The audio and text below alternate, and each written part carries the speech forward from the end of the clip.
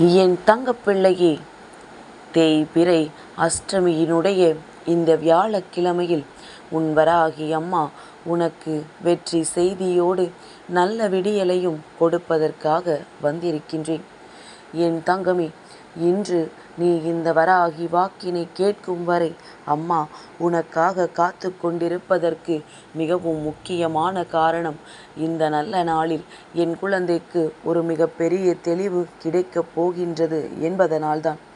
என் தங்கமே, தேய்பிறை அஷ்டமி என்பதனால் இன்று நீ கால பைரவரை வழிபட வேண்டும். அது மட்டுமல்லாமல் இந்த நாள் உனக்கு வியாழக்கிழமையோடு வருவதனால் குபேர பகவானையும் நீ வணங்க வேண்டும். செல்வத்தின் அதிபதியாக இருக்கக்கூடிய குபேரரை இன்று நீ வணங்கும் பொழுது நிச்சயமாக உன்னுடைய இல்லத்தில் எப்பொழுதுமே செல்வம் பெருகிக் கொண்டே இருக்கும் என்பதனை நீ மறந்து விடாதே. என் குழந்தையை, உன்னுடைய நல்ல மனதை பயன்படுத்தி கொண்டு உனக்கு ஏமாற்றத்தையும் துரோகத்தையும் மற்றவர்கள் கொடுத்து விட்டார்களே என்று நினைத்து நீ வருத்தப்படக்கூடாது. உன்னுடைய இந்த நல்ல மனதை பார்த்துதானே உன் அம்மா வாழ்க்கையில் உன்னை நல்ல நிலைக்கு கொண்டு வர வேண்டும் என்று தினமும் உன்னை தேடி வந்து கொண்டிருக்கின்றேன். அதனால் நான் உன்னை தேடி வரும் பொழுதே நீ புரிந்து கொள்ள வேண்டும். மற்றவற்றை எல்லாம் நீ ஒதுக்கி வைத்துவிட்டு உன்னுடைய நல்ல மனது தெய்வத்திற்கு புரிந்திருக்கிறது என்பதை மட்டும் நீ உணர்ந்தால் போதும். எந்த ஒரு சூழ்நிலையிலும் என் குழந்தை, நிச்சயமாக நீ தவறாக எதை பற்றியுமே சிந்திக்க மாட்டாய். என் தங்கமே, சீனி உருவத்தில் சிறியது, ஆனால் அது தரும் இனிப்பு அத்தனை பெரியது.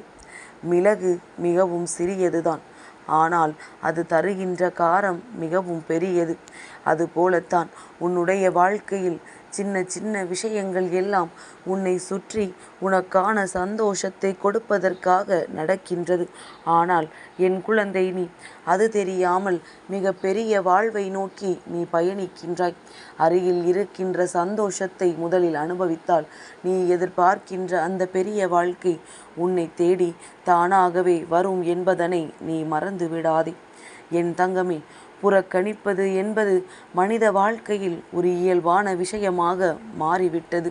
இப்படி புறக்கணிப்பு உனக்கு நடந்தால் அதை கண்டு நீ பயப்படக்கூடாது. என் தங்கமே, நம்மை புறக்கணித்து விட்டார்களே, இது நமக்கு பெரிய அவமானம் என்று நினைத்து நீ மனதில் வேதனைப்படக்கூடாது, உடைந்து போய்விடக்கூடாது. என் தங்கமே, அந்த நேரத்தில்தான் நீ தனிமையாக இருந்து சிந்திக்க வேண்டும். உன்னை பற்றி நீ சிந்திக்க வேண்டும். உன்னை பற்றி நீ சிந்திக்க சிந்திக்க உன்னுடைய பலம் எது, உன்னுடைய பலவீனம் எது என்பதை உன்னால் புரிந்து கொள்ள முடியும். எப்பொழுது உன்னுடைய பலமும் பலவீனமும் எதுவென்று உனக்கு தெரிகின்றதோ அப்பொழுது நிச்சயமாக உன்னுடைய பலத்தை உன்னால் உயர்த்தி கொள்ள முடியும்.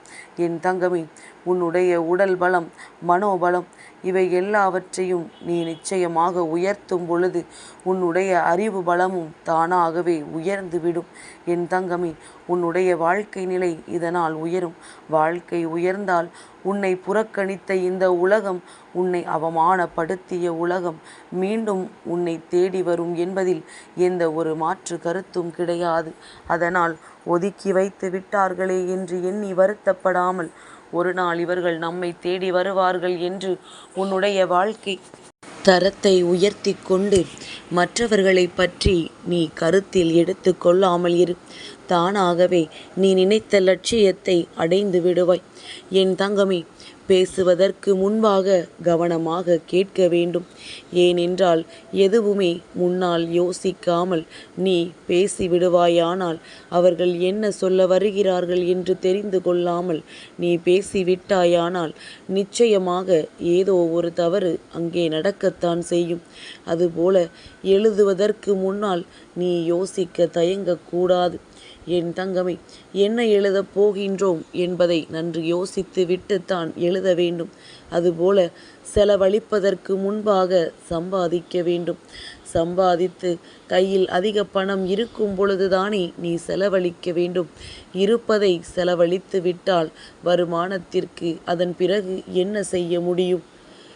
என் குழந்தை, அதுபோல மற்றவர்களை விமர்சிப்பதற்கு முன்பாக நீ யார், உன் பின்னால் என்ன குறைகள் இருக்கின்றது என்பதை பற்றி முதலில் சிந்திக்க வேண்டும். இன்று நாம் இன்னொருவரை குறை சொன்னால் நாளை நம்மையும் இது போலத்தான் அவர்கள் செய்வார்கள் என்பதனை புரிந்து கொள்ள வேண்டும். என் குழந்தையே, சிலருக்கு நீ கொடுக்கின்ற அன்பு போதாமல் போய்விடுகின்றது. சிலருக்கு நீ கொடுக்கின்ற அன்பு வீணாக போய்விடுகின்றது. ஏனென்றால் அன்பும் ஒரு வகையில் மழையை போன்றதுதான். முறையின்றி பகிர்ந்தால் வழிகளைத்தான் வாழ்க்கையில் கொடுக்கும் என்பதை மறந்து விடாதே. யாருக்கு எதை கொடுக்க வேண்டும் என்பதை புரிந்து கொண்டால் என் தங்கமே, வாழ்க்கையில் உனக்கிருக்கின்ற பாதி கவலைகள் உன்னை விட்டு தானாகவே சென்றுவிடும். என் தங்கமே, உன்னுடைய சொற்கள் ஒவ்வொன்றும் மற்றவர்களினுடைய இதயத்தில் விதையாக சென்று விழ வேண்டும். விஷமாக ஒரு நாளும் இறங்கிவிடக்கூடாது. பூவாக அது உதிர வேண்டும். முல்லை போல ஒரு நாளும் அந்த சொற்கள் மற்றவர்களினுடைய மனதை கிழித்தெறிந்து விடக்கூடாது. என்ன பேசுகின்றோம், எப்படி பேசுகின்றோம் என்பதனை புரிந்து கொண்டு இந்த வாழ்க்கையை நல்லபடியாக வாழ வேண்டும். என் குழந்தை, பொதுவாக பெற்ற பிள்ளை தவறான பாதைக்கு செல்கிறது என்றால் யாருமே பெற்றவர்களை ஒருபோதும் குறை சொல்லக்கூடாது. ஏன் தெரியுமா? எந்த ஒரு பெற்றோர்களுமே தன்னுடைய குழந்தைக்கு தீயதை சொல்லிக் கொடுப்பது கிடையாது. தீய பாதையை அவர்களுக்கு காண்பித்து கொடுப்பது கிடையாது. அவர்கள் சொல்லிக் கொடுப்பது நல்ல விஷயங்களை மட்டும்தான். நன்றாக படிக்க வைக்க வேண்டும் என்பது அவர்களின் ஆசை. ஆனால் இத்தனையையும் அவர்களுக்கு செய்து கொடுத்த பிறகும் வாழ்வதும் வளர்வதும் அந்த பிள்ளையினுடைய கடமைதான். எந்த ஒரு குழந்தை பெற்றோர்களின் பேச்சை கேட்டு நல்ல வழிக்கு செல்கின்றதோ அந்த குழந்தை தப்பித்து கொள்ளும். ஆரம்பத்தில் கஷ்டமாக இருந்தாலும் போக போக எதற்காக நம்மை இப்படி சொன்னார்கள் என்பதை புரிந்து கொள்வாய். வாழ்க்கையினுடைய அர்த்தம் என்னவென்பதை நிச்சயமாக தெரிந்து கொள்வாய். என் தங்கமே, பொதுவாக அம்மா சொல்கின்ற ஒரே ஒரு விஷயம் என்ன தெரியுமா? எல்லோருக்குமே உன்னால் முடிந்ததை கொடு, உன்னால் முடிந்ததை தானம் செய் என்றுதான் அம்மா சொல்கின்றேன். என் தங்கமே, உண்ணும் பொழுது ஒரு பருக்கை கீழே விழுந்து விட்டது என்று வருந்துவதற்கு பதிலாக நிச்சயமாக 10 எறும்புகளுக்கு உணவிட்ட புண்ணியத்தை அந்த நேரத்தில் நீ பெறுகின்றாய் என்பதனை மறந்து விடாதே. எந்த ஒரு சூழ்நிலையிலும் என் குழந்தை, நீ செய்கின்ற விஷயம் சரியல்ல என்று நீ நினைக்கும் பொழுது அதை பற்றி நீ சரியான முடிவினை எடுத்து விட வேண்டும். ஒவ்வொரு நாளும் உன்னுடைய வாழ்க்கையில் நீ நிச்சயமாக செய்ய நினைக்கின்ற விஷயங்கள் எல்லாமே உனக்கு வெற்றியினை கொடுக்க வேண்டும் என்று முடிவு இருந்தாலும் என் தங்கமே, அதில் உனக்கு தெளிவும் இருக்க வேண்டும். குடிசையில் இருப்பவர்கள் எல்லாம் ஏழையும் கிடையாது. மாளிகையில் இருப்பவர்கள் எல்லாம் பணக்காரர்களும் கிடையாது. யார் ஒருவர் மன திருப்தியோடு இருக்கின்றார்களோ அவர்கள்தான் உண்மையான பணக்காரன் என்பதை புரிந்து கொள். நீ பணக்காரனா அல்லது ஏழையா என்று இப்பொழுது ஒரு முறை சிந்தித்துப் பார். என் தங்கமே, சுயநலம் நிறைந்த இந்த உலகத்தில் நிச்சயமாக உன்னுடைய அருமை புரியாதவர்களுக்காக கவலைப்பட்டு கொண்டு உன்னுடைய மதிப்பையும் உன்னுடைய சுயமரியாதையையும் நீ ஒருபோதும் இழந்துவிடக்கூடாது. ஆடம்பர வாழ்க்கையை வாழ்வது தவறு கிடையாது. ஆடம்பர வாழ்க்கையை வாழ்வதற்கு ஆசைப்பட்டு ஆரம்பத்தில் என்ன வாழ்க்கையை வாழ்ந்தோம் என்பதையே மறந்து விடுவதுதான் மிக பெரிய தவறு. எந்த நிலைக்கு சென்றாலும் வந்த நிலையை ஒரு நாளும் மறக்கக்கூடாது. என் தங்கமே, எப்பேற்பட்ட சூழ்நிலையாக இருந்தாலும் நிமிர்ந்து நடப்பதற்கு நீ கற்றுக்கொள்ள வேண்டும். உடலால் மட்டும் கிடையாது, உன்னுடைய மனதாலும் நீ உன்னை எப்பொழுதுமே தெளிவுபடுத்தி வைத்திருக்க வேண்டும். கஷ்டங்கள் வரும்பொழுது கண்களை மூடிவிடாதே. ஏனென்றால் அது உன்னை கொன்றுவிடும்.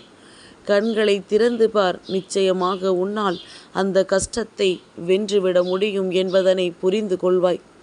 முடிவுகளை தயங்காமல் எடுக்கக்கூடிய திறமை மட்டும் உனக்குள் இருந்துவிட்டால் முன்னேற்றத்திற்கான வாசல் கதவுகள் எப்பொழுதுமே உனக்காக திறந்தே இருக்கும் என்பதனை நீ புரிந்து கொள்வாய். என் தங்கமே, நிச்சயமாக இந்த நாள் உனக்கான நாளாக இருக்கும் என்பதை புரிந்து கொண்டு நீ நல்லபடியாக தொடங்கு. என் தங்க பிள்ளைக்கு இந்த வராகி அம்மாவினுடைய ஆசீர்வாதங்கள் எப்பொழுதும் உண்டு.